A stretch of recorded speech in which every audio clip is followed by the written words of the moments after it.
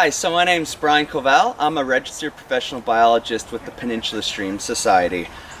We work here in the Greater Victoria area, restoring habitat for wildlife in streams, lakes, shorelines, you name it. I love my job because it gets me out into the most beautiful places in the world that I just love so much, and it gives me the opportunity to give back a little, because I know, like all of us, we've all taken quite a bit away. And so I really feel like I'm giving something back. I get to work with the community, which I really pride myself in because, well, it's really important.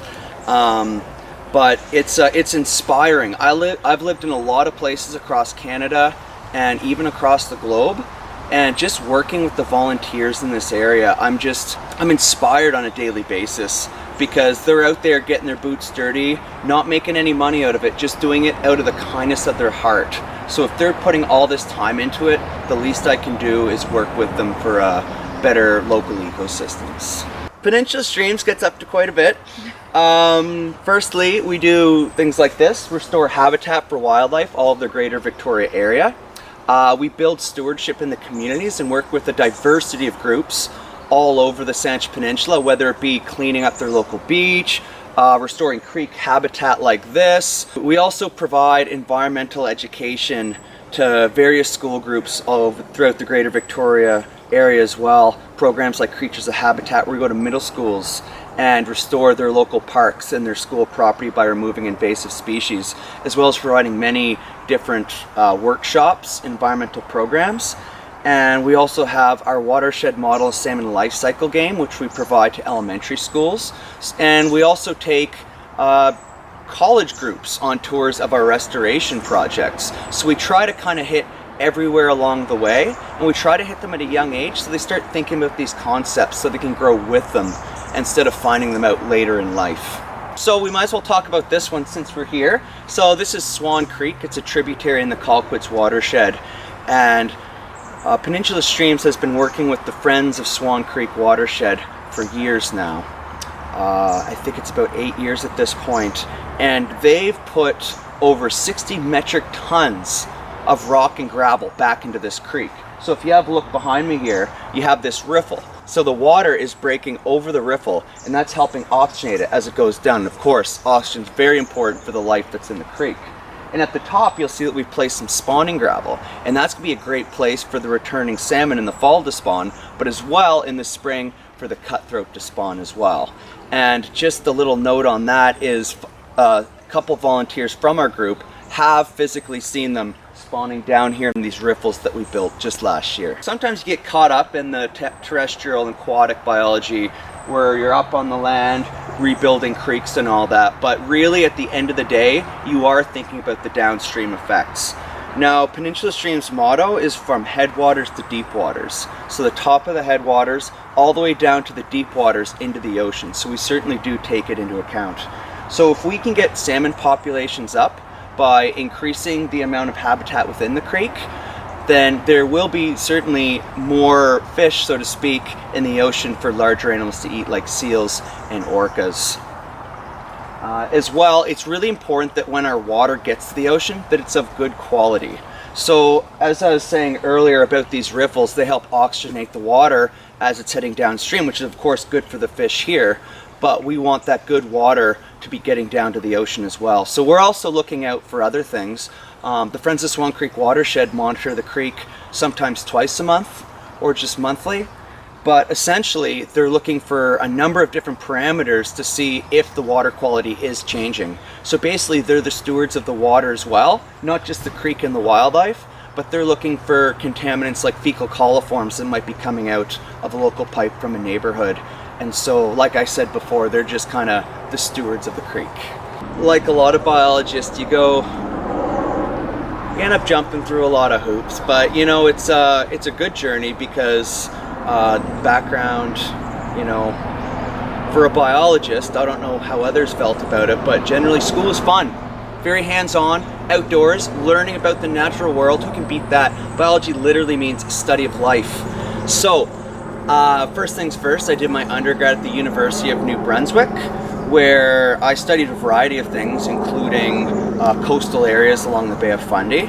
And after completing that, I decided that I wanted to go and get some volunteer experience internationally. Because one, I thought it'd be a lot of fun, and two, I thought it'd be really good at finally getting my toe in the door somewhere. And so I went to New Zealand for a year and volunteered with the Department of Conservation, working with Kia, the mountain parrot, little blue penguins, and a diversity of other animals, which was a lot of fun because those aren't critters we have here, so it's fun to explore. And actually I still have the marks on my hand from where they bit me when I caught them. So there's that, constant reminders. And then I decided that I hadn't had enough with school, so I went and did a master's at the University of Edinburgh in Scotland, where I did my thesis on the Atlantic puffin. So I looked at puffin populations in the Firth of Forth off of Edinburgh, but as well as the Bay of Fundy on Machias Seal Island, where I got to live on a colony of essentially puffins for about 3 months. And I can attest because I have more scars on my hand from them biting me on a regular basis. And then I came back to Canada because I love it so much, and I started working throughout British Columbia, taking contracts wherever. And then I got one that moved me back to my homeland of New Brunswick with the Department of Fisheries and Oceans in St. Andrews. And then upon completion of that, I decided, well, I keep moving around for jobs, but I'm not deciding where I live. The job's deciding where I live. So instead, I decided to move here with my partner to beautiful Vancouver Island. And that's where I ended up connecting with Ian Bruce, my mentor and biologist, and who's taught me an incredible amount of things. And from there, we clicked, and I've been working for them ever since, about 5 years now. Volunteer and don't give up. I know some people who, well, they didn't give up. They decided to move into different things. But it's a bit of a battle, because sometimes when you first graduate, it feels like you're throwing your resume into just a pit of endless resumes. You feel like they disappear. But there's hope, One big thing I'd recommend, so you don't feel like you're just throwing it away, is just hit the ground. What do they call it? Pound the pavement. Get out there, shake people's hands, introduce yourself. A little hard during COVID times, but that's essentially what you have to do. You have to get your face out there. A good way to do that is volunteering in the community. It's a great way to meet like-minded people, and as well potentially connect yourself with someone who might have an opportunity for you. In fact, the first thing I did when I moved to Vancouver Island was started volunteering with a bunch of different groups, including Peninsula Streams, and that helped me get my foot in the door, I'm sure.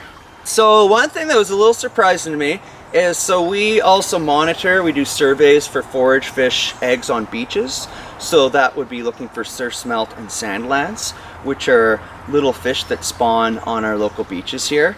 One thing that surprised me is that when we went to go do the survey, we actually used gold mining equipment borrowed from the gold mining industry. So instead of panning for gold, you're panning for fish eggs. And I'll tell you, I haven't got rich in gold yet, but we've got a little rich in fish eggs. Well, when I was in high school, one of my teachers approached me and said something that I kind of carried forward a bit, and it's, the world needs more people like you. I was taking an interest in environmental science and biology, and you could see that looking back, well, it seemed like he could. And that's basically what he said. It's just the world needs more people like you. And do you know what? The world needs more people like you.